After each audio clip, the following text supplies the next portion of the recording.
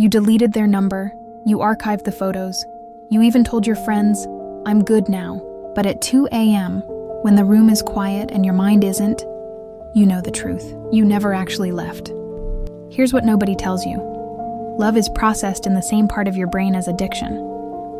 When you lose someone you loved, your brain triggers withdrawal. Actual withdrawal. The craving, the obsessive thoughts, the physical ache in your chest.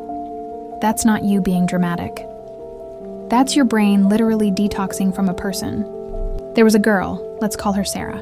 Every time she tried to move on, she'd end up on his Instagram at midnight, scrolling through photos from 2 years ago like they were evidence of a crime she couldn't solve. She wasn't missing him.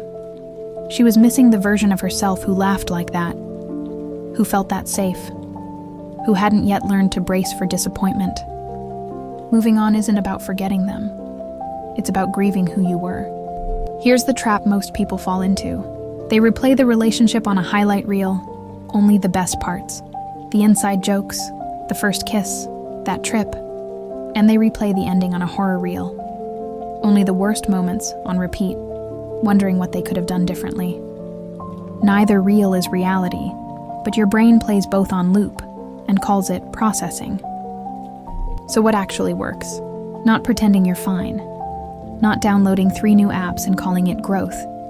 Not telling yourself to just stop thinking about them, because that's like trying not to think of a pink elephant. You just thought of one. What works is letting the grief be real. Saying out loud, "This mattered, and it's gone," and that's allowed to hurt. Healing begins when you stop fighting the wound and start tending to it. Every person you've ever loved has left a fingerprint on you, the way you now notice sunsets. The song that will always belong to a moment. The version of yourself who learned, maybe the hard way, what you actually need. You can't move on to who you were before. That person is gone. You're moving forward as someone who loved, who lost, and who is still here. That is not damage. That is depth. So if you're reading this at 2 a.m., phone in hand, heart still aching for someone who's gone, you're not broken. You loved something real. That's rare, and it's worth grieving. But somewhere on the other side of this night, there's a version of you who has learned how to carry it lightly. Keep going.